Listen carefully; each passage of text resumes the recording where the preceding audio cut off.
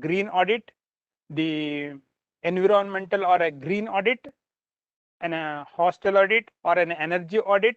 Every audit will help you to understand how you are strengthened in your field and what are the documents you needed and where you have to improve upon.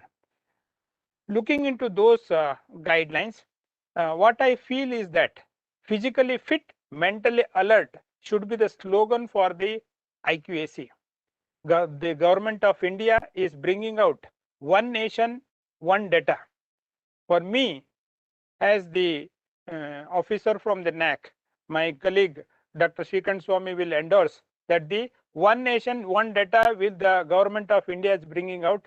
Let us make one institution and one data so that the faculty member, and they submit the data to the AISHE, the NAC or the UGC or the ministry, they will come with the correct data when they submit the annual report or annual quality assurance report. Today, to speak to you all on this occasion, we have two speakers. Our director, Professor S.C. Sharma ji, who has taken several initiatives at the NAC to strengthen the NAC as well as the internal quality assurance cell. NAC is also sponsoring several workshops and webinars to reach out all type of the institutions from the Jammu Kashmir to the Kanyakumari, from the Kutch region to the Manipur. NAC has sponsored several workshops for the benefit of the faculty and the institutions.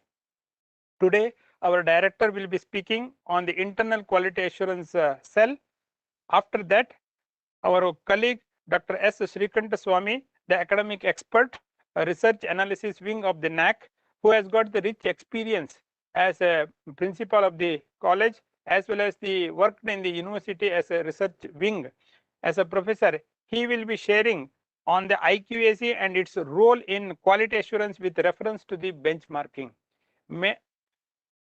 Before going ahead with the program, I would like to request everybody to listen to the lecture, and at the end of the lecture, you will be allowed to ask the questions through the chat box, or we will unmute you to ask the question. May I now request our director, Professor S.C. Sharma ji, the director NAC, to speak on the internal quality assurance cell. Video. Mr. Habib.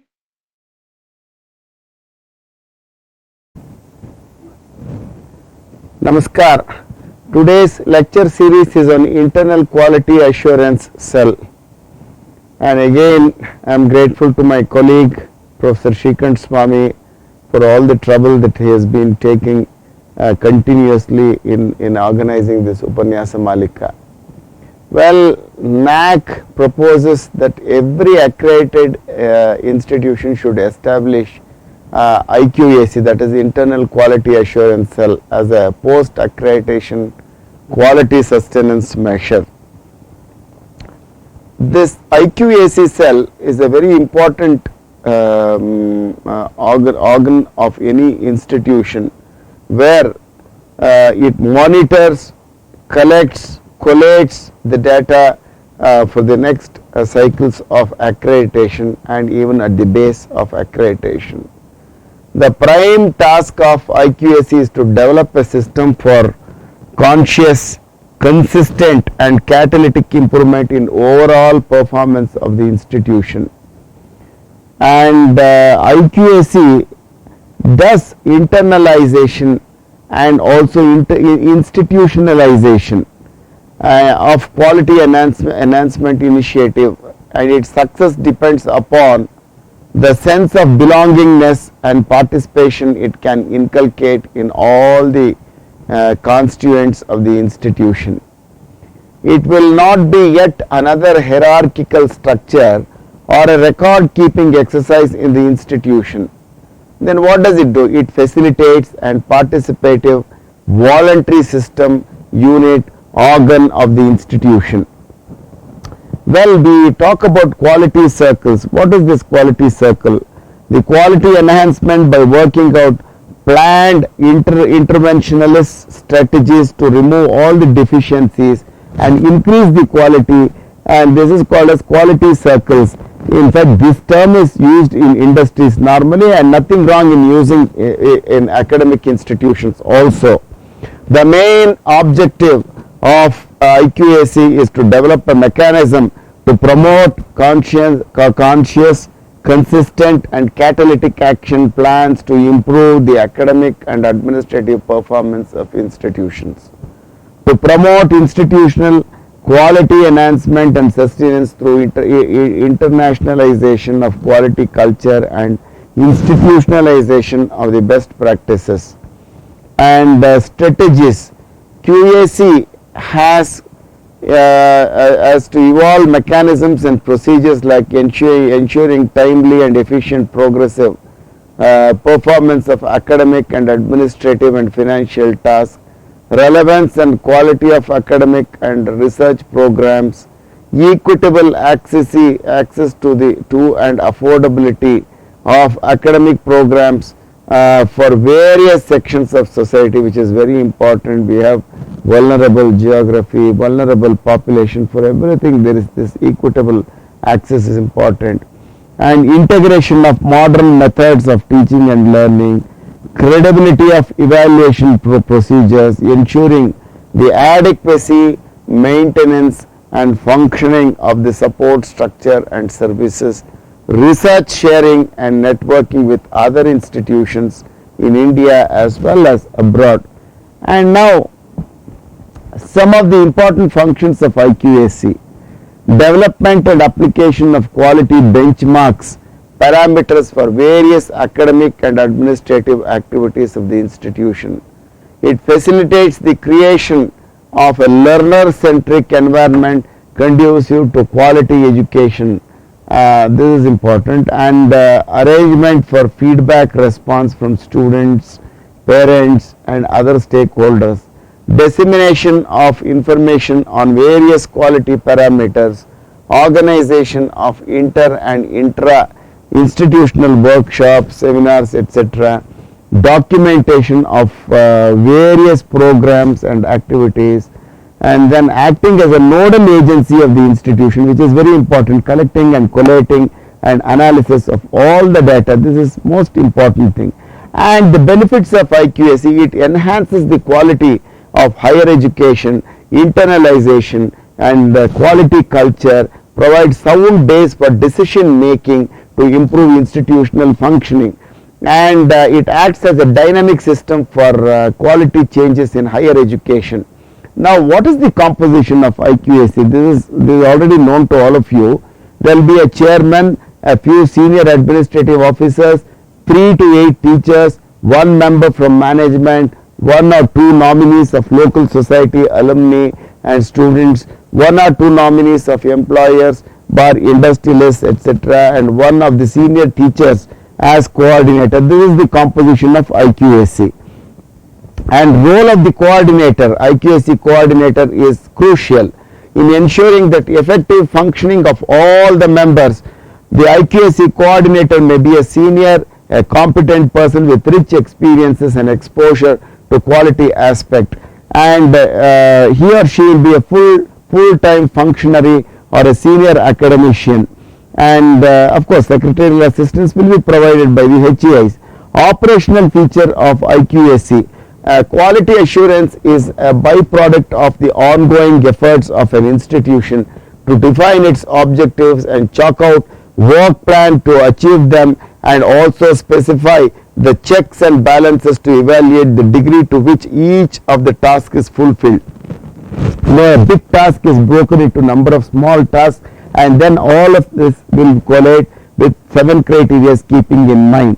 And the most important thing is our AQAR, that is annual quality assurance reports. This is very important. You see, every institution at the end of 1 year, the institution shall submit AQR reports. So for 5 years consecutively, second, third, fourth, if it submits, it becomes an SSR.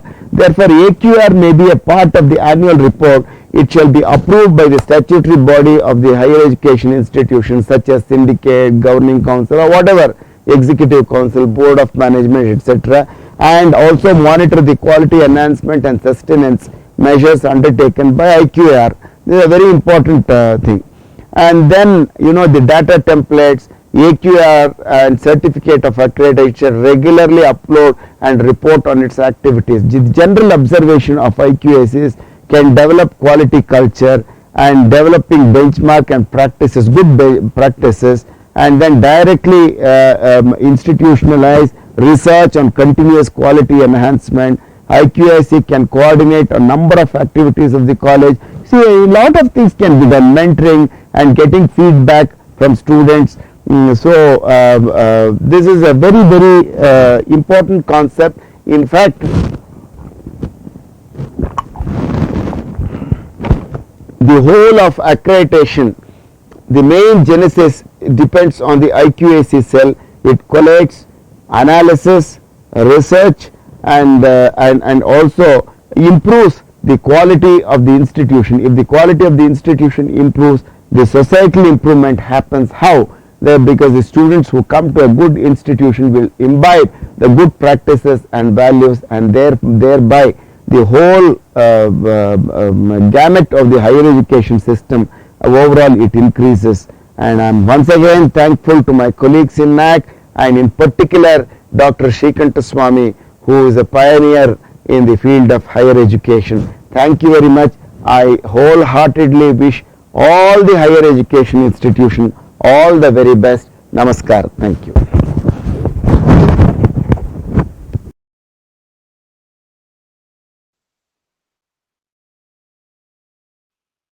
I sincerely thank Professor S.C. Sharma ji for his nice support, encouragement in making this concept to become little more friendly and little more popular in order to encourage all higher education institutions to get benefit so that they can march on to reach their destiny in terms of quality. Today, I am going to join this Upanyasa Malika, and I am going to speak on the topic internal quality assurance cell, a role in quality assurance and benchmarking. Already Professor Sharma ji has started and he has explained about the structure, role and function. I would like to continue, and today I have kept 6 objectives to cover my talk today. Number 1 is to reinforce the concept of quality assurance. I have spoken earlier also about the concept of quality assurance and different models through which quality can be enhanced. But I am going to reinforce certain things once again here. The second objective is to highlight little bit on the NAC's approach to quality. How exactly NAC is addressing the issue of quality with respect to higher education institutions. The third point is with respect to internal quality assurance in higher education institutions. How exactly internal quality assurance is responsible to maintain standard and quality. Then the concept of IQAC once again, with more focus upon benchmarking and how the benchmarking is of greater help in making IQAC to function very well. I think these are some of the aspects I am going to cover in my today's talk, and let me straight away start my presentation.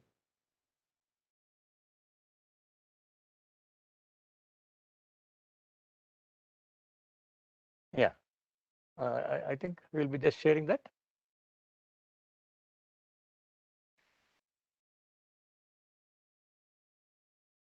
Not that. Yeah. Yes, that's the one. You can go for the slide show. Okay, the next one. Okay. Now, quality assurance as a domain of policy in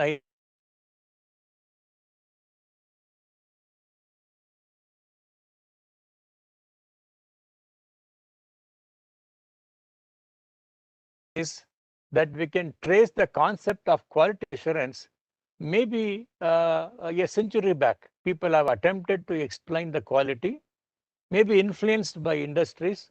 They wanted to see how best the quality can be assured and managed in higher education institutions. Quality assurance in the past was an issue of limited interest because higher education then consisted of small, socially homogeneous institutions that didn't demand more formal management.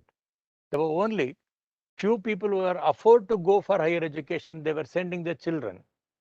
And then the concept of quality was not there because the number was less. Therefore, the quantity versus quality, that conflict was not there earlier. But the moment the quantity started expanding, people wanted to check what about the quality if the quantity is expanding. Maybe in that context, I think the more emphasis is given and the quality consciousness has started. Now, what are the factors which are influencing the need for quality assurance? According to Altbach and Tite in 2012, he is of the opinion that the changed demands of time, the pursuit of quality in higher education has also been triggered by many other factors. Whatever the two factors I mentioned earlier, compared to that, they said few more factors are there. According to them, the purpose of higher education, why one has to go for higher education? Is it for enriching the knowledge? Is it for enriching the skill? Or is it to just to get a certificate so that one can get into the job market? Therefore, the purpose of higher education is important. Increasing public and private participation in higher education sector. Therefore, the PP, the public-private participation was not more earlier, and now it has been accelerated, and the PP concept is very popular. Then the massification of higher education. Therefore, we want higher education to be strengthened, and everywhere higher education should be given prior importance. Then, according to Zacklin, changing dynamics in the governance and funding of the higher education institutions is also another factor. Earlier, limited fund, later on more funds were available. There were many people wanted to get the fund and wanted to run the show of higher education. Therefore, I think that's why the funding is also another important factor, and along with the governance. And the changing public roles and interest in higher education. Therefore, that is also another factor according to this McGuinness. Now, several recent challenges that daunt the higher educations, namely higher student enrollment. Therefore, more and more number of students wanted to get into higher education. Therefore, when many students are entering, what about their learning? What is the guarantee for their learning? Then inadequate funding. When fund is not sufficient, how can they provide quality education? Therefore, the funding is also another factor that was responsible. And then gradual withdrawal of state support. Emergence of new actors in the governance of higher education. Marketization of higher education and greater public demand for efficiency and accountability on the institutions. Therefore, if more number of students are entering into higher education institutions, after getting their degrees, what will happen to their future? Therefore, some of these aspects are also responsible in creating the quality consciousness among the people. Increase in the number of public and private universities, colleges, and increase in the number of faculty as well as students. Therefore, one hand, the government institutions started increasing, private institutions started increasing, the number of faculty as well as students are also have increased. With the result, there was some kind of concern, some kind of consciousness regarding what would be the impact of all these factors on the learner, because all these aspects are there mainly because of learner. Because of student, university is there. Because of student, the curriculum is there. Because of student, faculty is there. Therefore, a systematic monitoring and development of an internal quality assurance system is very much essential.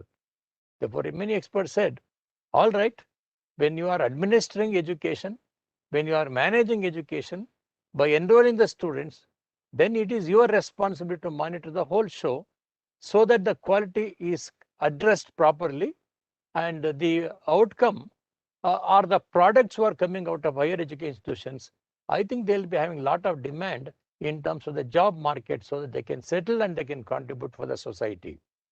In order for the institutions and students to remain competitive, equal, and recognized across the globe, we are not only preparing them to our own country, students can be equipped so that they can go across the country, then they can get job, they can go for higher education, they can join research institutions, they can contribute.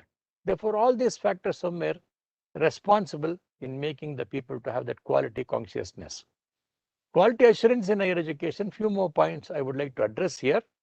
Academic quality is a way of describing how well the learning opportunities are available to students. This is very important. Making sure that appropriate and effective teaching, support, assessment, and learning opportunities are provided for them. Therefore, there should be some kind of guarantee that the institution is providing for the students. Internationalization in higher education has resulted in a growing demand for accountability and transparency. In turn, led to need to develop a quality culture while addressing the challenges of globalized higher education. They were everywhere. People are talking about internationalization of education. And they are also talking, we are preparing the students not only to a particular country, but we are preparing to the whole world. When we are having that broader concept of educating the student, are we not supposed to be having some kind of mechanism so that internal quality can be checked? In a practical sense, quality assurance reviews provide external third-party independent objective insights. Such reviews offer observations about partner institutions' products, programs, services, and processes, and they provide recommendations for the improvement. Therefore, when there is an internal mechanism, they can go through all these things. Accordingly, suggestions can also be made. What about the perception of quality? How people have perceived quality with respect to higher education? The perception of quality assurance is very multidimensional and contextual in nature, and a gap exists in the way in which the people view between professionals in quality assurance and academic staff and students. There are several key factors. Some will say quality means excellence. Whatever we do, if you are doing with excellence, that means the quality is there. Then the other category is whatever we are doing, keeping the value orientation in mind, it speaks about the quality. Therefore, what values you are having? Values pertaining to the client, or values pertaining to the customer, or here values pertaining to the students. Therefore, our commitment, our positive attitude, that also speaks about our quality. Then consistency. With what consistency we are giving education? With what consistency we are able to develop the necessary skills among the students? Then meeting the needs and expectations of the society is also equally important. What the society expects about the students. As all of us we know, when we are talking about higher education, parents also have got their voice. They observe the changes in the society. After observing, they develop their own perception, and accordingly they find out which course is better to their children. Which course or which program is better, they decide. I think you have seen long back, demand was there for science education, demand was there for social science, demand was there for linguistic subjects. Gradually, these things have changed because the impact of technology, greater demand towards the technology-based courses, engineering became very popular, medicine became very popular because of so many other factors.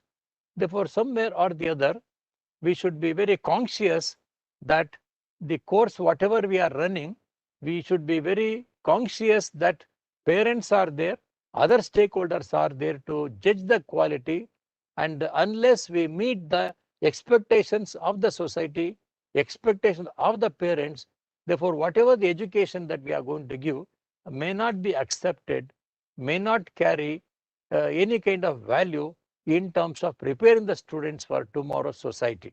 Therefore, some of these aspects also are involved when people are talking about the quality aspect.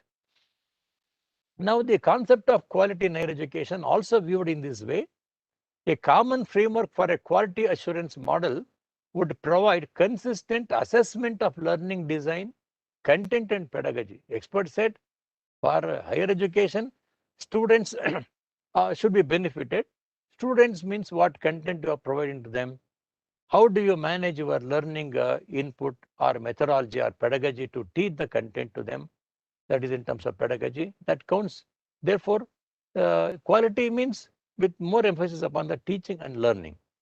According to Barnett in 1992, there are two conceptions of quality in higher education.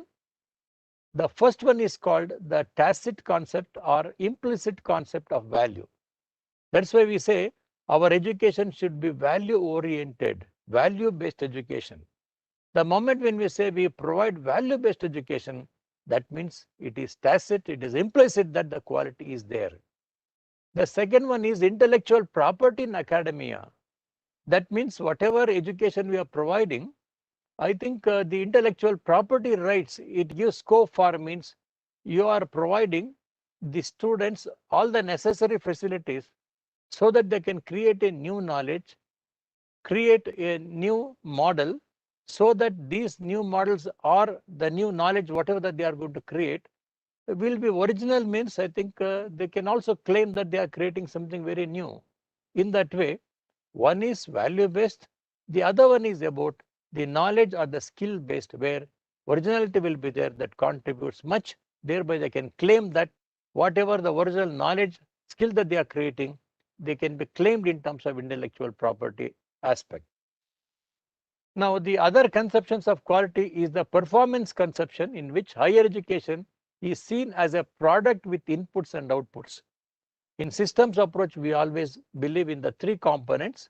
One is the input component, other one is the process component, other one is the output or the outcome component. Therefore, input, when it is processed properly, output will be better.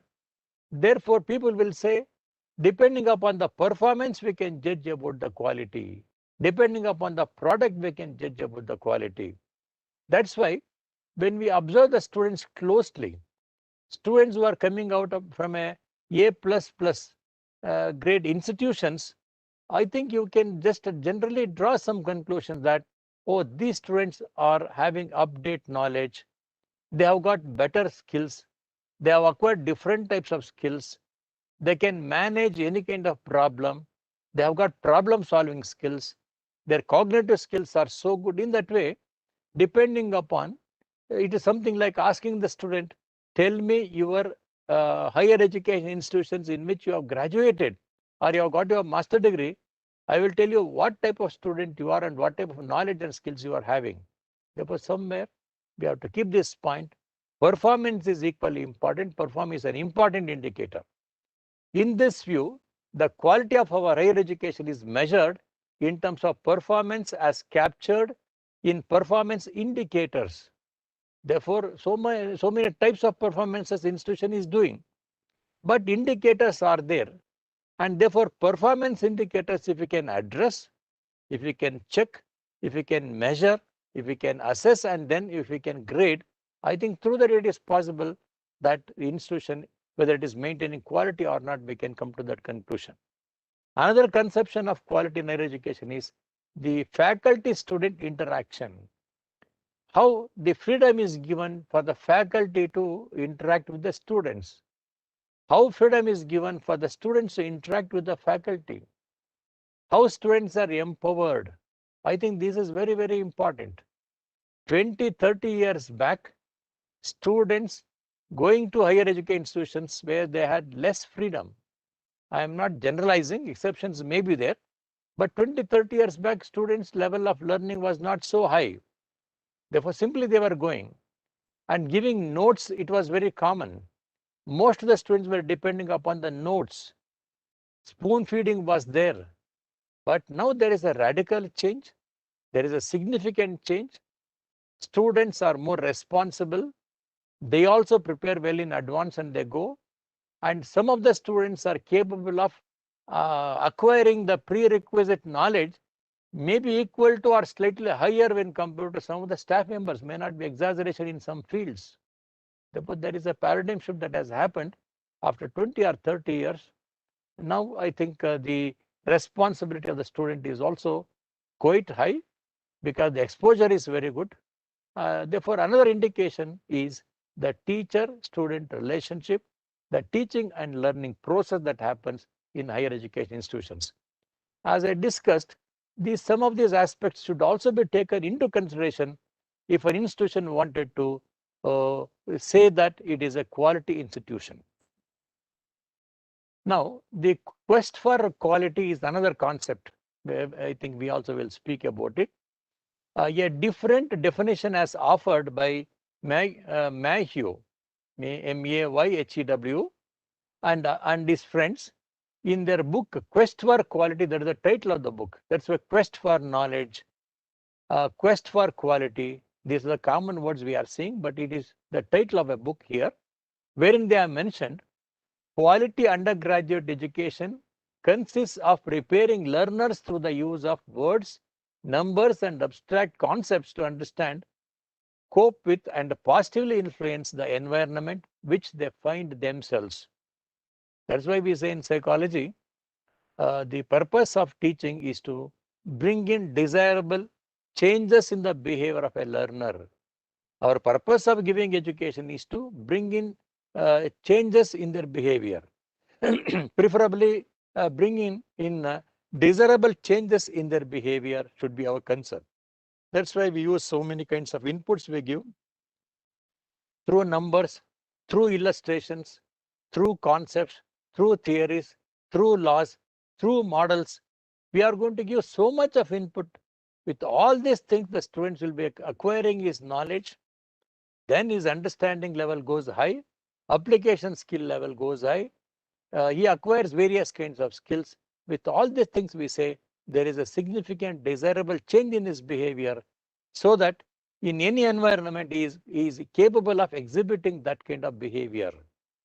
They believe that colleges and universities, with respect to college that they have mentioned, here with respect to college and universities, they can have a little effect and fundamental character traits such as honesty, optimism, sense of humor. Some of these traits are formed much earlier, and the serious aspects will start a little bit later. Earlier stage, all these aspects will be there, and later stage probably they wanted to go for quality concern. That's why quality is always an elusive idea. Therefore, it is not easy to acquire the quality so easily. Different levels it will be there. Graduate level, what parameters we keep. Then postgraduate level, what parameters we keep. University level, what parameters. Slight variation can be there to differentiate. Then quality as fitness for purpose. I think here I have given some 5 categories which I have taken from the book Quality Management Systems in Higher Education. And I am going to highlight upon these aspects. Quality as fitness for a purpose. Therefore, without purpose, you cannot speak anything about the quality. That's why in research, we also will speak about 5 aspects when you are talking about the standardization procedure. The first one is about the reliability, we say. Second one with respect to validity. And here, quality as fitness for purpose comes under the validity aspect. Validity means if a tool measures what it purports to measure, then we say it is a valid instrument. Like lactometer, what for it is meant, if it is measuring, then we say it is a valid instrument. Thermometer, what for it is meant, if it is going to measure, that we say it is a valid instrument. Therefore, when we say quality, what is the purpose with which medical education has got a purpose? If that purpose is served, that means quality is created and quality can be seen. Engineering education, with the purpose they are providing the education to them, course outcome. Depending upon that, we can say whether the purpose with which the course has been started, purpose with the course has been introduced, whether it is achieved or not. Depending upon that, we decide about the quality. The quality is related with the purpose. The next one, quality has exceptional high standards. Exceptionally, if someone is doing, we say quality is extremely good. I think we refer to this when we refer to tasting of certain eatables. Some eatables are given a specific grade or label depending upon from which company it has come. Like you're all familiar about the ISI marks. Similarly, some items they say, oh, for the cake, this shop is very well known because of the brand name may be number one, because the quality number two. Or because of the cotton, oh, this company is very good for the cotton. Wool, this company is very good for producing a good wool shawl, woolen shawl. Like that, quality has exceptionally high standard. Therefore, high standard means related with the quality in a particular area. Quality as perfection or consistency.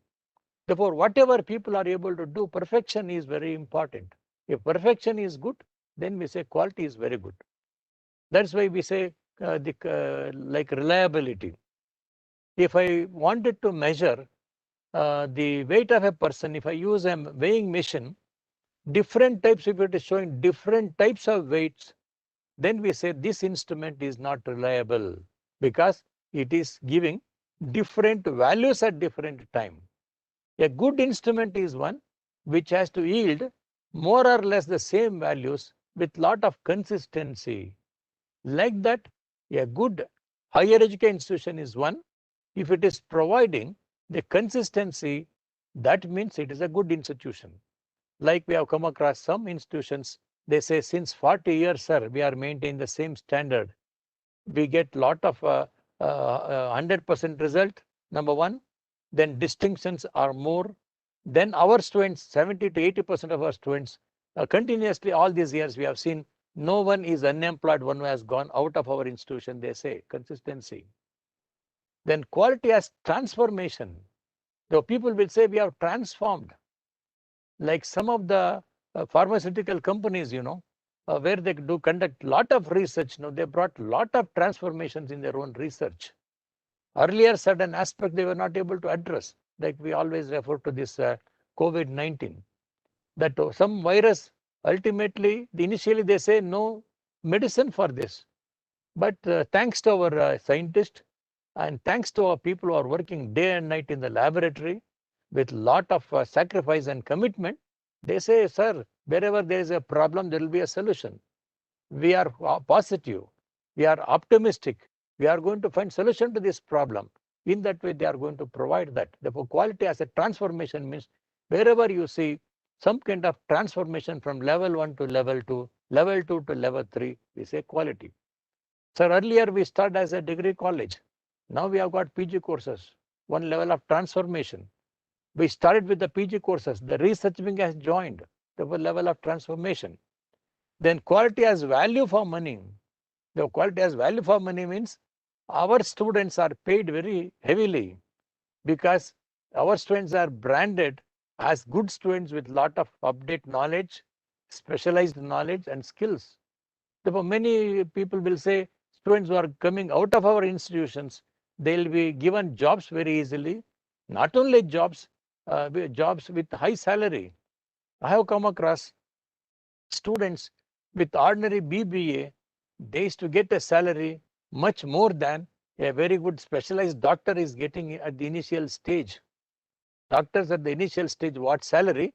Some of the graduate, they are getting much more than that. Of course, other factors are there. I am not going to generalize, but I wanted to just say that some institutions will claim we are preparing the students in that way. I think good. That's why we say our purpose of higher education is to transform the individuals. That's why, as Vivekananda said, our purpose of education is something like a man-making education. Therefore, we have to develop the individuals from different angles, not only preparing them to the job, preparing them to have a better, good personality. Because today's students are going to be tomorrow citizens. Our today's student, tomorrow they are going to become parents. Therefore, they should know how to lead the family, how to rear the children, how to train the children. Therefore, many aspects are there. Therefore, there are good institutions. They have sacrificed for the purpose in believing in the concept of man making education, or which means women making education, and thereby they say we are involved in human resource development.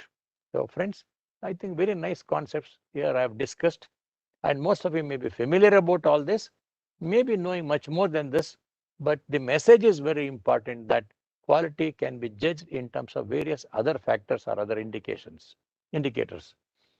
Then the role of accrediting agencies addresses key issues of quality assurance in the accrediting review process.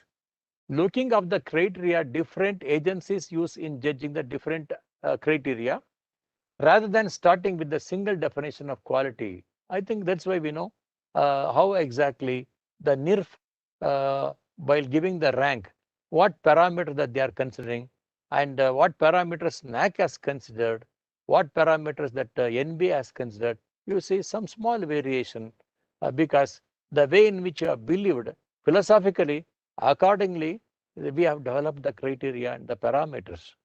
The way in which I have understood the functioning of the structure and functioning of higher education, accordingly, we have developed the tool. Therefore, I think we come across these aspects. Accrediting agencies may be different, slight variations may be there, but the purpose is more or less the same thing. And then, according to the Council for Higher Education Accreditation, that is CHEA, which was established long back, responsible for promoting national advocacy for accrediting institutions. When NAC, thanks to our experts who have involved in developing the manuals, our advisors, earlier advisors, directors, who have struggled so much in order to give a shape to the present manuals pertaining to universities, pertaining to autonomous colleges and other affiliate constant colleges, where they had interaction with the experts who have involved in developing the quality measuring instruments. CHA is one such organization. They refer to the three factors responsible for the quality we have taken. Some points we have taken at the national level, some points we have taken at the international level. Whatever is applicable at the international level may not be applicable right now to us, but still we have taken them, keeping the futuristic perspective in mind. According to the CHA, three aspects that they are referring, or we say three factors which influence the quality assurance. Number one, quality assurance is more competitive and rigorous than ever before. So a lot of competition is going on. My brand is good. My product is good. I think you see that because it is something like struggle for existence. When only one or two companies are there, competition is less. When there are hundreds of companies, definitely to exist, to have little profit, to have sustainability and continuity in their existence, competition is very much essential. That's why they say quality assurance is more competitive and rigorous than ever before. Quality assurance is becoming the recognized regionally. Earlier, people were not recognized the concept of quality assurance. They say people, whatever they used to say, they used to believe. Now, even at the region level, they say what measures you have taken to improve the quality, what aspect that you have taken to improve the quality. I think that is how I think people are talking about, even at the regional level. Earlier, international level only people were talking, but now at the regional level also they are conscious that a rural college is conscious now. A semi-rural college is conscious about the aspects related with quality assurance. Tribal college is aware about it. Then need for an international quality assurance framework with acknowledgement and of course. Therefore, the third point, what they are saying, somewhere we also have an international standard and then find out where do we stand when we compare. If my institution is a rural institution, where do I stand with respect to another rural area? If my college university is in a semi-urban and having some standard, I have to think now where do I stand with respect to some other universities which are there in some other semi-urban areas. I think in that way, where do we stand when we compare ourselves with the international standard? Now, friends, we are very happy this kind of the concept with respect to the global standard made all of us to have some positive opinion, all of us to have some kind of drive through which we wanted to have some kind of convincing idea that we are on par with some of the global standards. I think thanks to all our visionaries, thanks to all our scientists and professors and educationists, great educationists and administrators who have given a lot of shape to the universities and colleges in order to make some of our universities and colleges on par with that of the international standards. But still, there are many areas in which we have to compete. It is a positive competition, open competition, a competition for the success of the higher educational objectives, and it is a competition to serve the global or the world. That's how I think one has to go. Because globally, if we are all strong, anything comes, we can just manage well. I think this is a beautiful concept that they have given.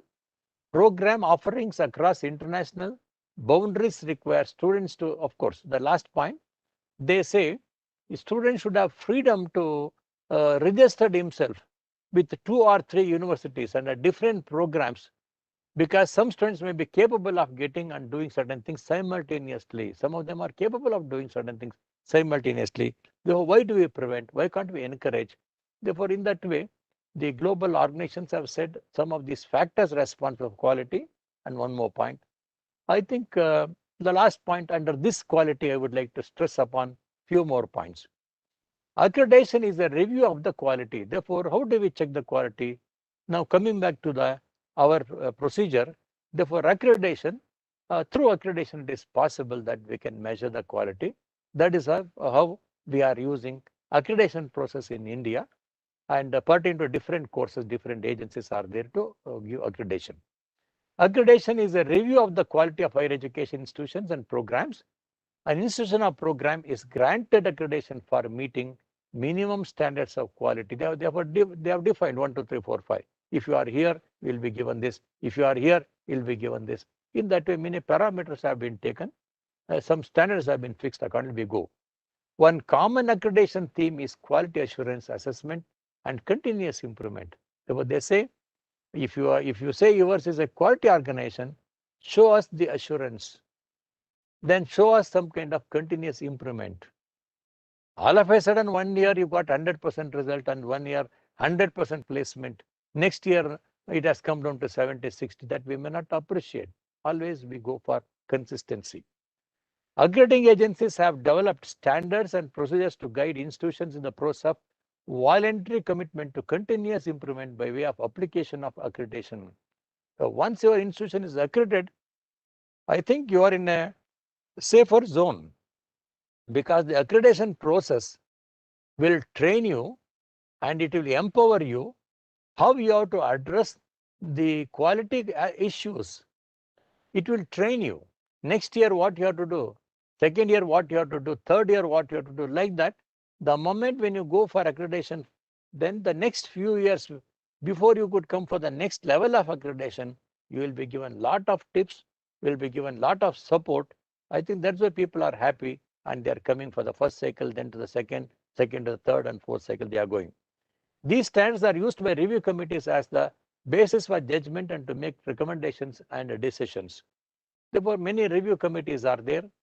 They also review the grade you got now during your accreditation, and accordingly they will be reviewing your programs, and ultimately they'll say whether you are in the path of progressing, which is very, very important.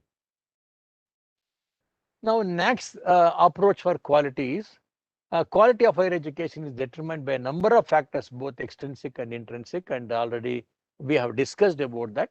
We keep the 7 important criteria. Around 121, 127 are metrics there, and some around 30 to 34 key indicators, which varies from university to college. Based upon that, we are doing it. Then it is emphasized that consistent with the principle of institutional autonomy, the primary responsibility for quality assurance in higher education lies with each institution itself.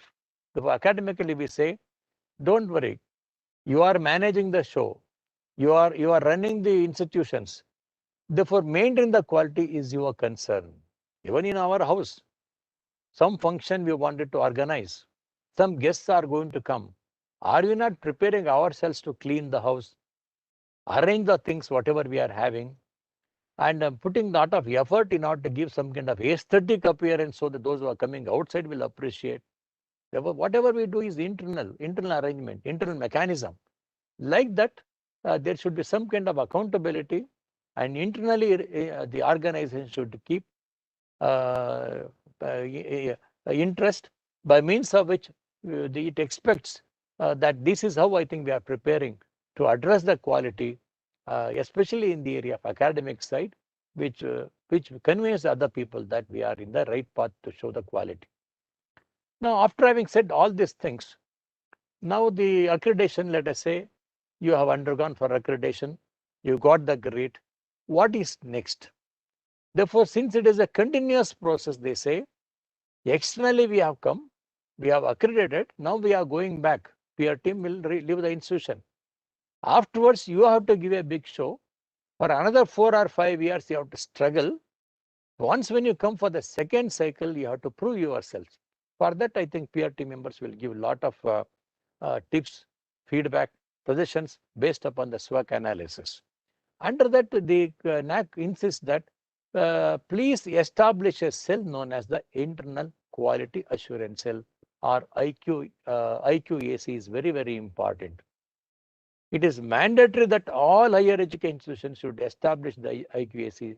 And our Professor Sharmaji also has mentioned what should be the structure. Kindly refer to our website, you will get. Then the functions you can get, the role and functions you can, and what are the areas in which the IQAC can work in order to contribute for the quality. Lot of information is available. So maintaining the momentum of quality consciousness is crucial in higher education institutions. Internal quality assurance cell, in fact, is conceived as a mechanism to build and ensure a quality culture at the institution level. Therefore, every one of you are having IQAC. Now we have to think, yes, sir, you are having. Others are also having. But those who have got the A++ grade, how exactly their IQAC is functioning? Have you ever discussed with them, or have you ever visited? Have you ever interacted with them? Is the point that each one of you should consider in case you are coming under some other level. Therefore, every higher education institution should have an internal quality assurance system with appropriate structure and process, and with enough flexibility to meet the diverse needs of the stakeholders. Therefore, if your institution is in the rural side, therefore your functioning need not be on par with the functioning of an institution which is there at a maybe in a city. Therefore, their expectations are different, their challenges are different. That's why we say IQAC is a very relative term, and the function should also be quite relative, and there need not be any monotonous or stereotype of functioning among all these IQACs. Same kind of programs, I think one need not. You should know what exactly your students want. Accordingly, you have to proceed. The internal quality assurance mechanism of the institutions may be called internal quality assurance cell. I think a lot of information is available. I will touch upon only the main points and I proceed, because rest of the things are there in our website. The IQAC is meant for planning, guiding, and monitoring quality assurance. Very, very important. There were planning. There were people will ask you, what about your planning? How did you plan? Did you have the concept of immediate planning or long range planning, short range planning? The planning concept is one important thing. Second one is with respect to the guiding your staff members, guiding your office people, guiding the parents. Guiding is very, very important. And monitoring is also equally important. How do you monitor? Planning is good, execution is bad. Planning is good, supervision is bad. Planning is good, monitoring is bad. How do you address this issue? The IQAC may channelize and systematize the efforts and measures of an institution towards academic excellence. Therefore, if you are having an IQAC, your main goal is to move towards academic excellence. Subject wise, you have to go, right? Subject one, if academic excellence is good, similarly in subject two, similarly you have to make. May not be possible to have 100% of academic excellence in all the subjects, in all the courses, but our aim is to do that. The IQAC should become a driving force for assuring in quality by working out the intervention strategies to remove deficiency and enhance quality. I think, friends, this is an important point. Most of the time, we say, sir, we have been working, but the result is not there. We have been planning, but the outcome is not there. Some of you are saying, for that, my convincing answer is, your planning may be wrong, or your implementation may be wrong, or your monitoring process may be wrong, or whatever you have planned, it is using your own good old technique, good old strategy, you must have done it. You have not contacted the experts. You have not been trained with respect to strategies. Maybe because of that, I think your IQAC is not contributing so much. So, friends, this is very much essential, how exactly you have to do. Now, here at this stage, I want to just show you from the NAAC's perspective, we have brought 3 books, because when you are all submitting the reports in the name of AQR, and we wanted to know what is that report, what exactly it contains. Therefore, on an experimental basis, the research analysis wing of NAAC has brought 3 books. You can just see here, analysis of annual quality assurance report, because IQAC is expected to maintain a report and is expected to submit the report. And whatever you have submitted, I think we have gone through it, we have made a beautiful analysis of this. Therefore, on our NAAC website, you can go through it, you will get some information. For one state, we have done it. This is for the Nagaland. Similarly, for Tripura, we have done that. You can just see here. Then similarly, you can just see analysis of annual quality assurance report for Sikkim. We have done that. 3 reports, friends, you can just see here now, 3. And these reports are available. Soft copy is there. You can just see online and you can get the information available there. Okay. Now, why I mentioned here, the institution, whatever the report the institutions have submitted, we have analyzed. In terms of 7 criteria that they have given, we have done it. Therefore, here I am linking that the IQAC, if it is existing, ultimately it has to submit a beautiful report indicating where all you have addressed the issues and your deficiencies. Here also we have mentioned their deficiencies. We have discussed about their what we call that weak points, strong points we have seen, and ultimately we have given the recommendations to higher education institutions on one hand, and certain recommendations to the government, so that government also can intervene and they can check the quality. Therefore, I think these 3 points are very important. The next initiative, which I have already mentioned, establishment of this and monitoring, etc. And the last point, NAAC has published separate IQAC guidelines for universities. As Dr. Ganesh Hegde has already mentioned, we have got separate IQAC guidelines for universities, autonomous colleges, affiliated consent colleges. Therefore, you have to see, if you are representing an university, kindly go through the university manually, guidelines. If you are representing an autonomous college, kindly go through it. In fact, how we have prepared, how we got these ideas, it is through you only. Experts from universities, you have suggested, sir, this is how we are doing it. And ultimately, we have taken those references and then prepared these guidelines. Experts have participated, NAAC experts, advisors, deputy advisors and assistant advisors from NAAC. They have involved, they have struggled, they have involved and they have prepared. And these guidelines will definitely help you to do better. The state quality assurance cell is also another important point. UGC has recommended that the state quality assurance cell should be established, and affiliating universities shall monitor the functioning of IQACs in the colleges coming under their jurisdictions. I think this is very, very important. In some states, SQAC is very strong. In some states, I think not doing so well because of various reasons. but still NAC expects that the state quality assurance cell should become very strong. Then they should have continuous meetings with the universities and colleges coming under their jurisdiction, and monitor them, supervise them, and try to encourage them by providing whatever the facilities that the SQAC can provide. NAC and other concerned accreditation bodies shall monitor the functioning of the IQACs in colleges. NAC peer team and those of the other accreditation bodies will interact with the IQAC cell also. Therefore, I think usually they come, they ask you, do you have this? But a few years back, I have seen in some colleges, they had only one room. With much difficulty, they used to spare one room. That can be a part-time room, where morning they used to have the classes 3:30 or 4 o'clock, and 4 o'clock maybe the special board will come, IQAC, and 5 or 10 minutes maybe some experts used to sit and they used to discuss there. I think fine, but that will not work for a longer period unless you dedicate a particular place, particular time, involving the people. Quality may not come. Therefore, you are not satisfying. First, my appeal, my request to all of you is, you should be satisfied yourselves with the establishment of IQAC, not to satisfy the NAC immediately. Afterwards, NAC will come. First of all, you should be convinced, sir, we are having some deficiency, how we can overcome, some problems, how we can overcome, some issues, how we can overcome. We have got zeal to do it.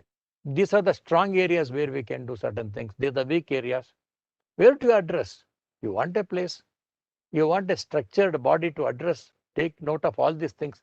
That's why IQAC, wherever, friends, in my opinion, wherever IQACs are functioning well, I think those institutions are in the right direction and they are showing a lot of incremental progress, and they are doing very well. Now, in this direction, last maybe another 10 minutes, I'll be speaking on the benchmarking is equally important. Everywhere, even NAC people also will say, we keep the benchmark. Accordingly, we are given the weightage, and benchmarking is very important. We proceed. Now, I would like to just share a few things about this benchmarking. Benchmarking is the tool that allows institutions to measure and compare themselves with the best organizations and work towards improving standards of practice and performance. So, what is a benchmark? I asked somebody in a humorous way, you had been to that hotel, what did you taste? My friend told me I tasted some rava idli. I asked him, how was it? He said, sir, it was not good. Then second question I asked him, how do you say it is not good? No, I tasted elsewhere. Therefore, comparing this with that of the other, I can say this is not good. Then he told me he tasted the rava idli in a best hotel, which is known for preparing good rava idli. In a humorous way, I am saying this. That means if you have seen a very good institution, then it is easy for you to compare the standard of your own institution. The benchmarking is very much essential because you can compare your standard with the standard of the other. And I think how the concept of benchmarking came, I think, when the Xerox Company Corporation started, they wanted to find out whether their Xerox machines are good or bad. And then they wanted to compare with the other. I like that if you can just go to the history, you will come to know more about it. More concisely, benchmarking is an ongoing systematic process for measuring and comparing the work processes. So whatever the work you are doing, you measure, and after measuring, you wanted to have some satisfaction that your work progress is good or bad. How much you have achieved? Then some kind of comparison is very much essential. Organizations to those of another by bringing on external focus for internal activities, functions, and operations. Therefore, whatever internal you are doing, you have to compare, and unless you compare, it may not be possible for you to judge the quality of your own organization. That's why they say benchmark. What is a benchmark? How do you come across that? The good of benchmarking is to provide key personnel in charge of processes with an external standard for measuring quality and cost of internal activities. There was somewhere you have to keep the external reference point. Accordingly, you have to compare. Then you have to find out where do you stand. If the external standard is 80%, and what about your standard 20%, so that benchmark will help you to improve from 20% to over and closer to 80%. With other quality concepts, benchmarking should be integrated into the fundamental operations throughout the organizations and be an ongoing process. Therefore, comparing with the other organizations in terms of the laboratory facilities, what you are having, another good institution. Sir, we are having 8, they are having 20, quantity wise. Quality wise, efficiency wise, how do you compare? Therefore, benchmarking is a must and one has to go for it. And usually we ask these following questions when we are talking about the benchmarking. How well are we doing compared to others? Benchmarking will help. How good do we want to be? Who is doing it the best? How do they do it? How do they do it is very important. They got it fine. They produce 100% results fine. They have got so many PhD scholars fine. So many PhD recognized guides there, it is good. They have got so many collaborations. So much of MOEs they are having. But how do they function with all these things? How can we adapt what they do to our institution? How can we be better than the best now? I think the benchmarking is very, very important. There are 4 or 5 steps they say. One is choose a product, service, or the internal department to benchmarking. Therefore, your laboratory can be a place, a reference point for you to go for benchmarking. Your teaching can be a reference point for benchmarking. Your research projects can be a reference point for benchmarking. The first point, choose a position or a reference point in order to go for benchmarking. Determine which best in class companies you should benchmark against, which organizations you will compare, like your research projects or research culture, comparing with that of a national importance organizations like Indians of Science, Indians of Technology. Somewhere or the other, you have to determine where do you stand when you compare. Then gather information on the internal performance, therefore why it is so. That is fine. Externally they are good. You are not good. Why? Collect some information. Then compare your data. Find out where you are weak, where they are strong, and try to convert your threats into opportunities, weak points into strong points, and adopt the process and policies in place with the best in class performances. Now, friends, I think the benchmarking is good. Many times we simply compare, but what for we are comparing, we may not be knowing. For the sake of comparing, we will be doing it. Then your benchmarking can be a continuous process or it can be a dramatic. A dramatic means you expect all of a sudden something should happen, may not happen. Dramatic improvement can only come about through re-engineering process. It may be possible. It may be a little bit difficult, but continuous process can be done. There are key benefits for benchmarking. A lot of benefits are there because you can improve in whatever the aspect in which you wanted to improve. You can easily improve by comparing, because in the name of comparing, you go for consultancy. You invite the people who are very good in explaining, very good in training. I think a lot of benefits are there if you do. There are beautiful models are also available regarding how to go for benchmarking. Beautiful models are there. Therefore, I've just taken one picture from the Google. You'll get an idea. Kindly go through it. What exactly you have to do? How do you determine the scope of your exercise, whatever you are doing, and then identify the performance indicators. Then select the best in class approach, and ultimately you refer to. Then you can come to the post benchmarking area. I think there is a method, there is a process. You can invite experts. They also will train you regarding the benchmarking area. Kinds of benchmarking can be internal. It can be a competitive, functional. Then it can be generic or best in classes. Like that, there are different types of benchmarking. You can select internal one as the easiest one. Competitive one may be the other one. Like that, depending upon your demand, you can go for different kinds of benchmarking.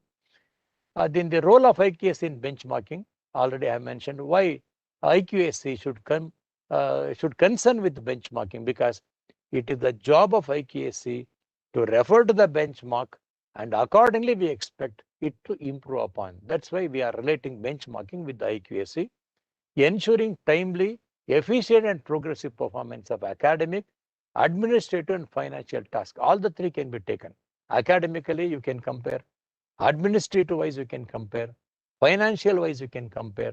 Therefore, IQAC can keep one important objective is to establish benchmarks. They have to keep this as an agenda. Then compare. then get the training and proceed accordingly. I think optimization and integration of modern methods of teaching learning. Here I've taken one example of teaching learning as a situation, whereas in teaching learning, how exactly benchmarking can be established. Otherwise, some aspects of benchmarking I've explained here. Paucity of time, I think I may skip, very easy. You can get it from some other source. NAAC has formed some criterion for strengthening, which can serve as benchmarks for each criteria, like curricular and all the other areas. But I've taken the example of your teaching and learning, how benchmarking will help. What are the areas in which you can go for benchmarking? One small example here. Institution has a transparent admission process. Therefore, when you are talking about teaching and learning, it starts from admission. Therefore, are you transparent with respect to your admission process? How do you admit the students? Do you expect the students to go for online admission, or do you call them? I think one simple area for benchmarking. So what you can do, you can refer to other organizations where they announce that we don't see the students, we don't differentiate the students. We do complete admission online, they may say. Therefore, admission mechanism. Programs of teaching and learning cater to individual differences, whether you are addressing the individual differences. Benchmarking. How other people will address the slow learners in the classroom. How other institutions will address the creative students, potential students, gifted students. What would be the benchmark for them? Institution facilitates the effective running of the teaching learning programs. How do you ascertain that your teaching learning programs are effective? Through testing, through internal assessment. I think what is the procedure? Institution has a well-conceived plan for monitoring student progress continuously. Student assessment procedures. We have got internal assessment. Are we transparent? Are we open? How are we announcing? Institution has an effective mechanism to recruit qualified and adequate faculty. If faculty members are not qualified, how do you expect quality? If quality members are not supervised and monitored for their effective performance, how do you check the quality? I think some of these aspects, they give some indication that you can go for benchmarking with other organizations so that you can do better. Teachers have opportunities for continued academic progress and professional development. Then when a professor is entering into a teaching institution with only a master degree, do you have any provision to encourage him to go for MPhil or PhD? If he has already a PhD holder, do you encourage him to go for postdoctoral? I think a lot of scope is there, very important. And the last point is about how do we know whether your organization has IQAC? We have got one simple acid test, namely, we look into the AQR submitted by your organization. That's all. Every year we ask you the annual report. It is called AQR, Annual Quality Assurance Report, which I've already mentioned now. I think such kind of reports you are expected to submit. And here some guidelines are there. And for the NAAC has given that. Here we mentioned, as per the guidelines of all HES, need to submit AQR, online submitting AQR by a email or / hard copy. If not accepted with, I think earlier they used to give the hard copy. Now, from January 2019 onwards, we don't accept any hard copy. You have to submit only your AQR on online only. HAs which have not yet registered to online portal of NAAC need to follow certain registration. Therefore, you have to register online in our NAAC portal. Then our NAAC portal is accessible to you.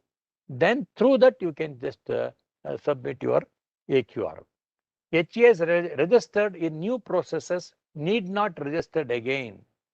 They can log in directly through HAI portal. If you already registered, you need not register once again. HAs which have registered in the LOA or old process are not registered in the new process or revised accreditation framework should register through the HAI portal, apply online. Page of NAAC website will tell you how to proceed. Then how to proceed, some indication that they have given. Say yes to, are you previously accredited or not? You have to say yes. After registration, credentials are sent by mail to registered email ID. If previous accreditation details submitted by HAI do not match with the NAC. Already you must have submitted. You are submitting once again. If it is not going to match with that, NAC may not accept. The registration will require approval by the NAC. For that, you can refer above the mentioned screenshot, which is not here. Sorry, I have not provided the screenshot, but you can refer to our website and you will come to know how exactly you have to solve this issue. For all future submission, HES may log into their portal with the credentials which are received in higher education institutions registered email ID. You have to submit all your applications and send communications to NAC only through that HA portal. That's all. Therefore, no more we are going to take your hard copies.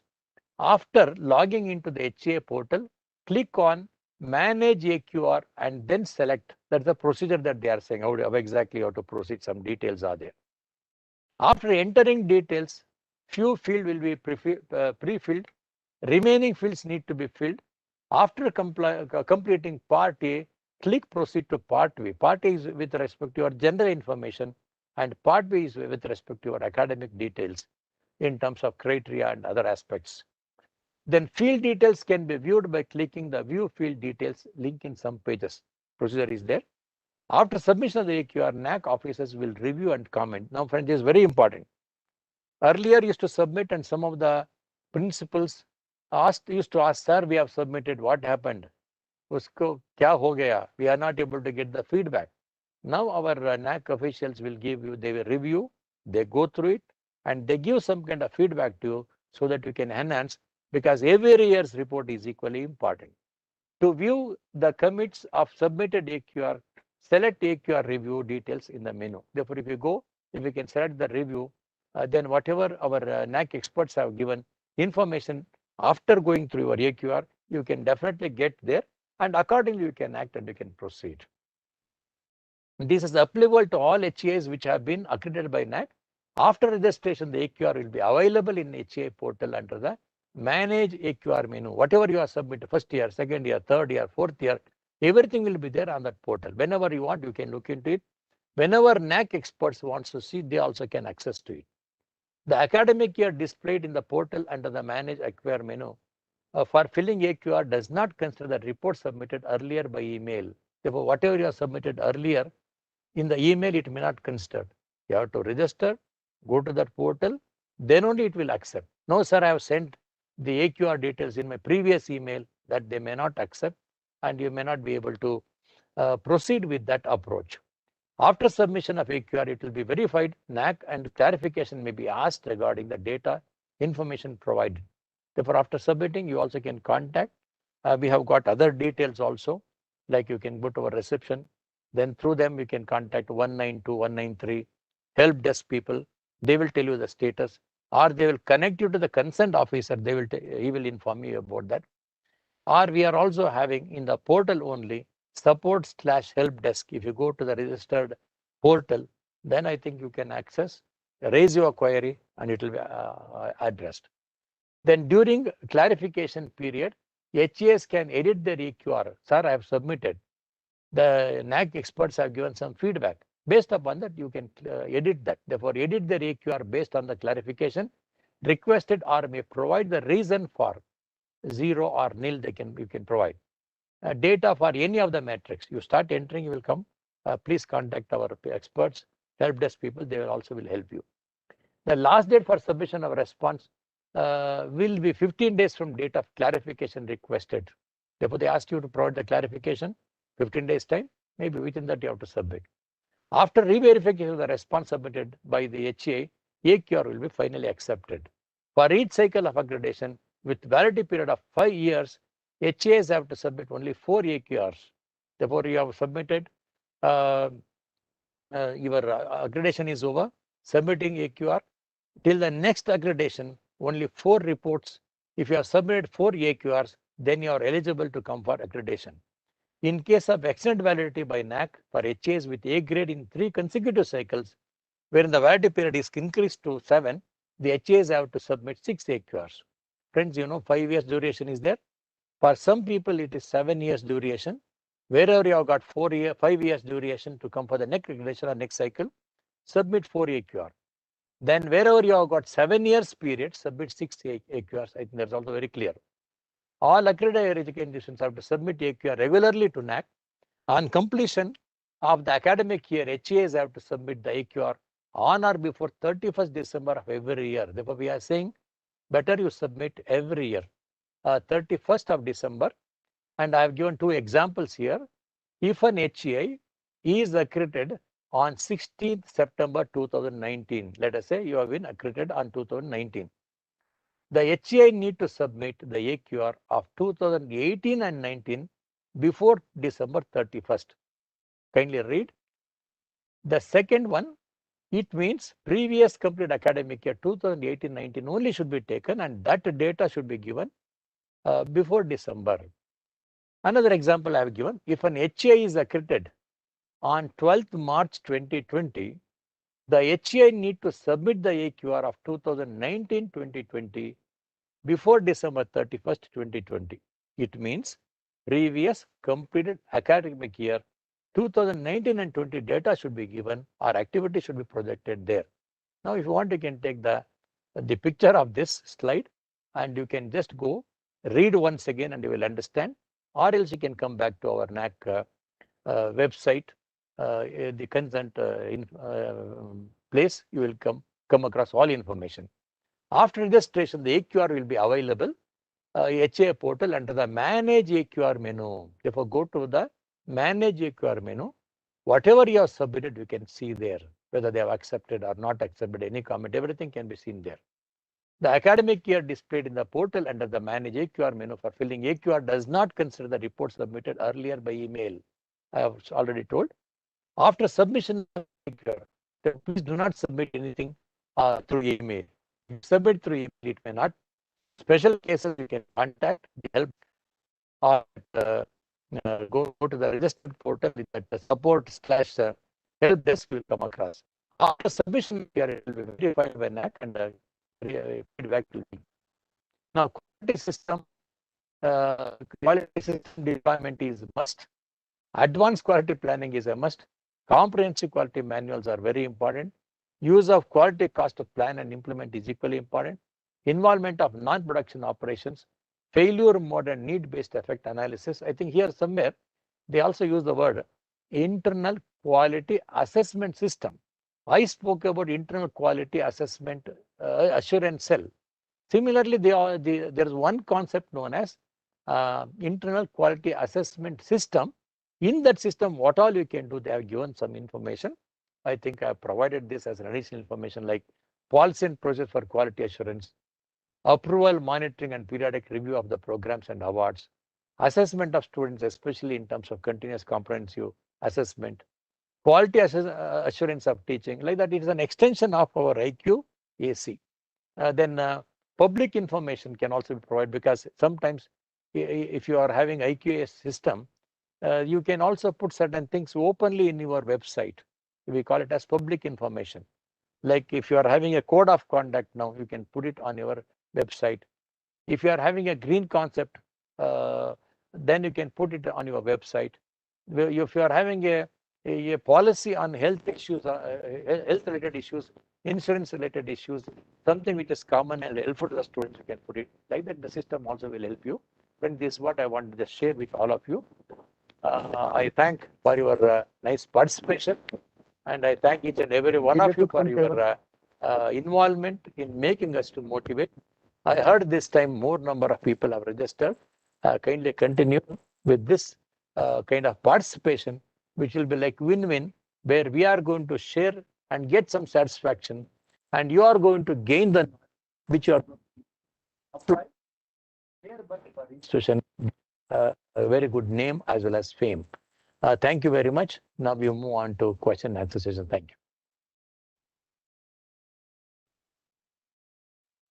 Yes, sir. Yes, sir. I think Suresh Babu. Yeah. Question and answer session. Yeah, I think Dr. Ganesh, sir, I think you can invite for some questions they may be having. Yeah. Yes. The question from the Dr. Anuradha is, after we open the NAC online portal for uploading the data. The time limit is 90 days, but now the date is extended to the 31st May. So considering the COVID-19 situation where the college is closed till last October and November, considering that request from many colleges, the date is extended up to 31st May 2021.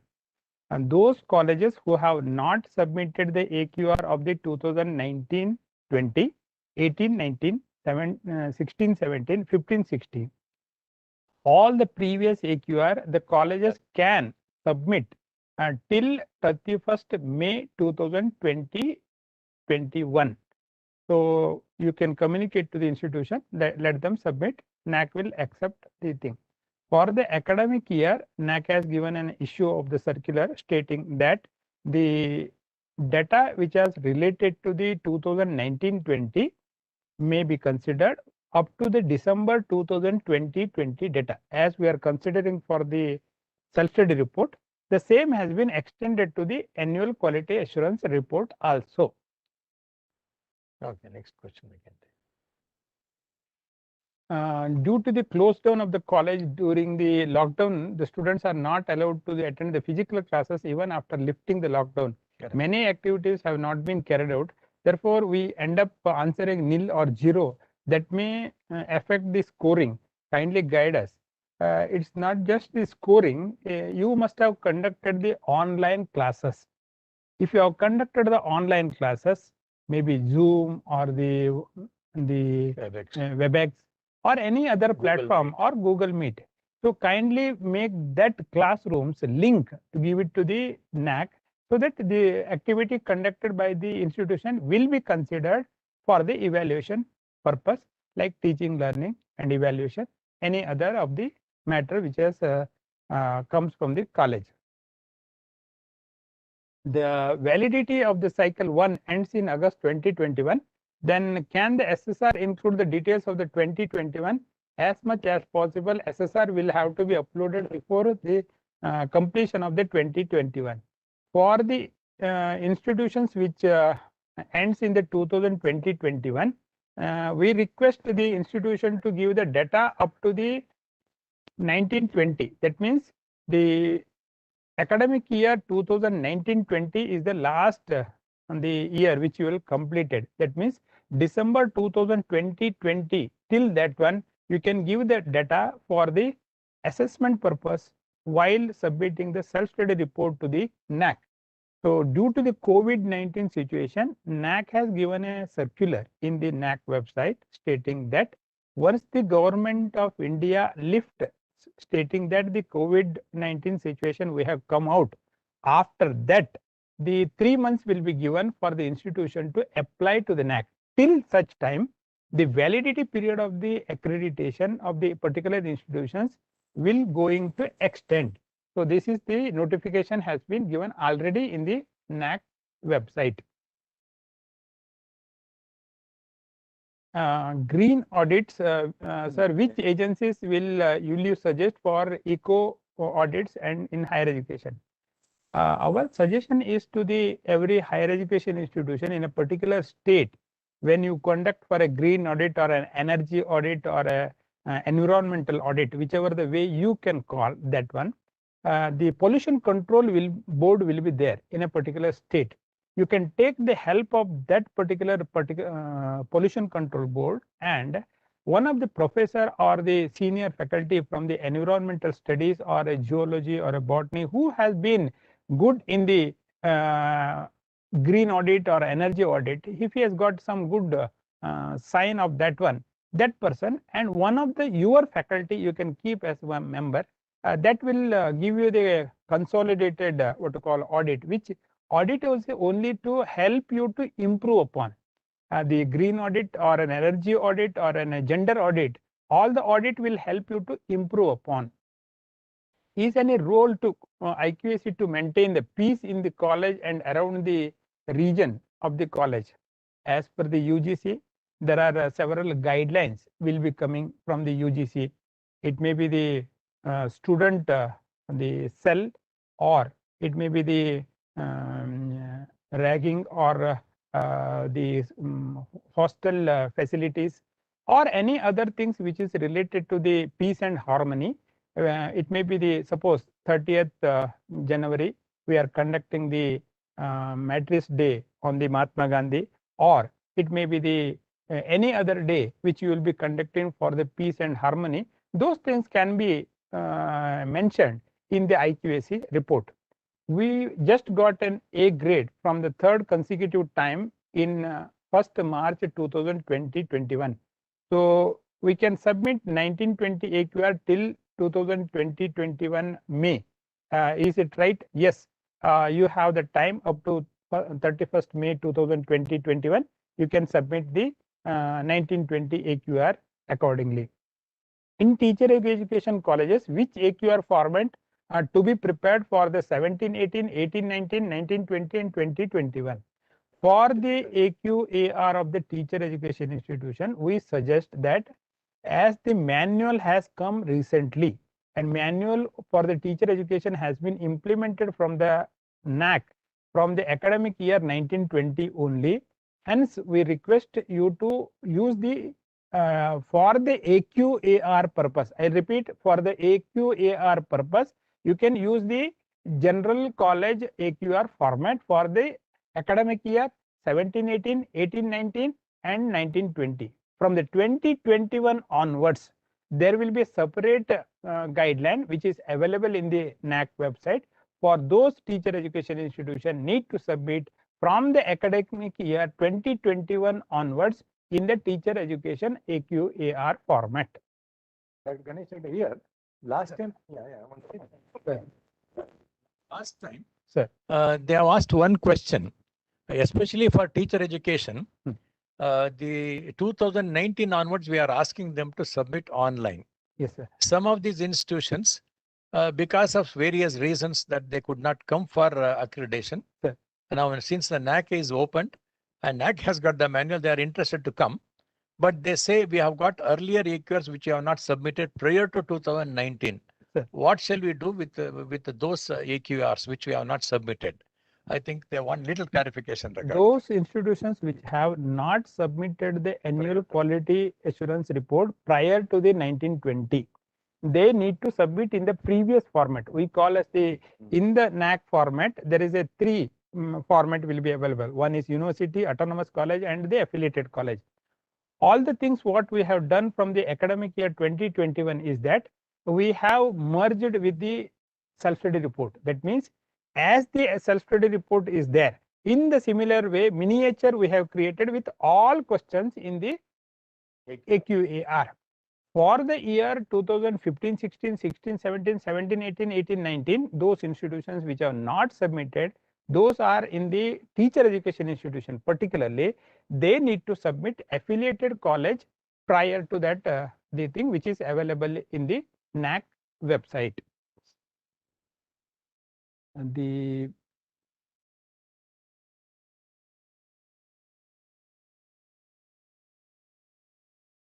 When the students are not interested in to participate in placement of the interviews, how can we tackle this problem? I think as a teacher you can tackle this one. At the teacher level you can look into the what the student, whether he would like to go for a job or he will not be able to go for the job, or he would like to go pursue the higher education. That as per the student interest you can look into it. The percentage of footfalls to library with respect to number of students. Suppose if there is a total number of students are 1322 students are there. So every day maybe 120 to 150 students may be coming to the library. So this is called the footfalls. Accordingly you can work out in the library. What will be the acceptable period for filling of the AQR 1920? Is it July 2019 or June 2020? For the academic year 2019-20, it has been already spelled out in the FAQ of the NAC. Kindly look into the FAQ of the NAC, wherein we suggested that from the academic year 2019-20 will start from the June 2019 to December 2020. This has been explicitly has been written. For the SSR also it will be the same, and the annual quality assurance also it will be the same period. What if we do not have a geo-tagged photo of the previous data? What we request you to look into the issue is that, suppose if you are 2015, 16, 16, 17 or 17, 18, if you are filling up the SSR to the NAC, kindly make sure that the photographs will have the caption and the activity report. Principal will be signature will be there. The coordinating faculty signature will be there, so that will be looks like an authenticated document from the particular institution. Seal and signature is also more important. More than that, you can also put the report in the letterhead of the institution. So this gives you an authenticated data for the 15, 16, 16, 17, 17, 18. From the 18, 19 onwards, we request you to give the geo-tagged photograph. Sir, there is a possibility of having a separate and specific assessment framework for the institutions for the legal education as they offer professional courses. So this has been already discussed at the NAC level. Accordingly, the NAC will take a decision and it will be communicated through the NAC website. Which agency can help us in conducting the AAA, which will be considered valid by the NAC? The NAC is not suggesting any agency for the AAA purpose. For that is means AAA means academic and administrative audit.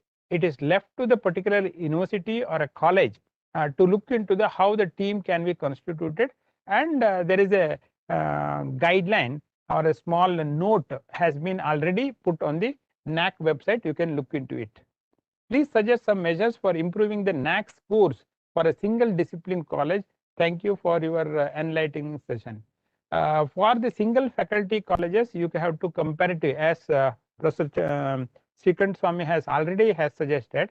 There is a benchmarking will be there. You look for your competitor and how they are performing and what you have to perform. So single faculty colleges like education colleges, law colleges, social work colleges, so or a single MCA or MBA college. So these are all single faculty colleges will be there, or maybe a simple arts college will be there. So depending upon the thing, you cannot compare with the particularly small UG arts college to an MBA college, or an MBA college to the social work college, or a social work college to the teacher education college. So there is if though it is a single faculty, there is a vast difference between within the discipline will be there. So you have to look for your competitor. Accordingly, you can look into it. Education should make the person more humane, and is there a way to measure the character and the values and the humanness of students when we assess the quality and excellence of an institution? Often we look at the activity smartness of the students and the staff. Now humane and IQAC should be a component of this area. NAC has suggested some of the questions in the institutional values and social responsibilities in the criteria 3 in the extension, as well as in the 7th criteria. We are looking for the institutional values and also the code of conduct for the student, faculty, and also the non-teaching staff. So it depends upon the college to college to look into this what to call value and the character building. Suppose if you look into the Swami Vivekananda has said character building is more important. At the age of the 18 to 23, they will be there with the colleges. How you build the morale and boost the energy of the value system among the student, it depends upon the institution to institution. You need to look into the various activities which are conducted by the institution itself. Sir, yeah, as Dr. Ganesh Segde has mentioned, you see, value is very important. We speak about the 5 basic values like truth, peace, non-violence, right conduct, sacrifice. Every institution is expected to organize or conduct activities related to value development. There are different models like value analysis model, value clarification models. Like that, these are all the models. There are few more other activities, and we are interested whether the HCI is conducting these activities or not. Because as is the activity, so will be the behavioral change. Therefore, if you just provide the evidences that you have conducted programs on personality development, conduct programs on value development, I think they provide some evidences that you are moving in making the students to become more humane. I think that's where we go. But there are few tools are also available to measure the behavior of an individual in terms of personality and also in terms of the values what he is exhibiting or is as inculcated. In continuation of what Dr. Hegde said, I would like to add some more points. Thank you. So the last two questions are there. Manoj Kumar Hiremat and Kaushal Yadav have been asking the UG PG courses from the 2021 for the academic year to be submitted for the AQAR. AQAR for the session 2021 will come only maybe, for example, September or October 2021, because right now we are in the session of the 2021. UGC or a different state government may take an active participation for deciding the dates of the cutoff date for the 2021. Let us wait for the few more days for the UGC declaration stating that when will be the 2021 session will be concluded. Then only we can start the annual quality assurance report for the 2021. Right now, NAAC is also preparing the software development for the session 2021. So hence, we request the institution to download the annual quality assurance format and accordingly prepare yourself so that it will facilitate you better when you are submitting the 2021 academic year.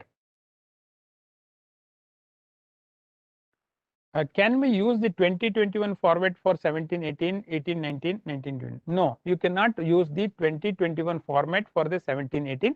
In the NAAC website below, there is a 3 format is available, one for university, one for autonomous colleges, and one for affiliated colleges. So if you are belongs to the, if the Kaushal Yadav belongs to the affiliated college, let us say, so you have to download the affiliated college, the AQAR, and accordingly you prepare for 17, 18, 18, 19 and 19, 20. For 2021, you can go on adding your data, but it will take time for you to submit the annual quality assurance report. Maybe by December 2021, we will be ready with this software. Sir. Over. Yeah.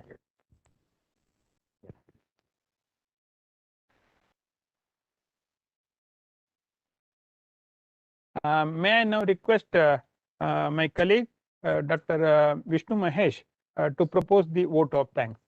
Thank you very much, sir. Good evening, everybody. Why? It's my immense pleasure to propose vote of thanks on this occasion. First and foremost, I wish to thank our Honorable Director NAAC, Professor S.C. Sharma, sir, for his wonderful speech on internal quality assurance cell, and also his invaluable support and encouragement for making this whole lecture series grand success. Thank you very much, sir. Secondly, I am very much thankful to the today's second speaker and the main speaker, Dr. Shrikanta Swami, sir, academic expert, research analysis wing of NAAC.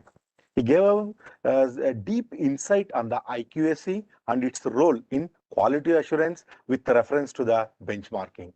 Once again, thank you very much, sir, for sharing your valuable time, knowledge, and experience. Thank you very much, sir. I wish to thank Dr. Ganesh Hegde, sir, advisor NAAC. In the beginning, he welcomed and also given the introduction about the program and also very nicely explained all the questions of the participants. Thank you very much, sir.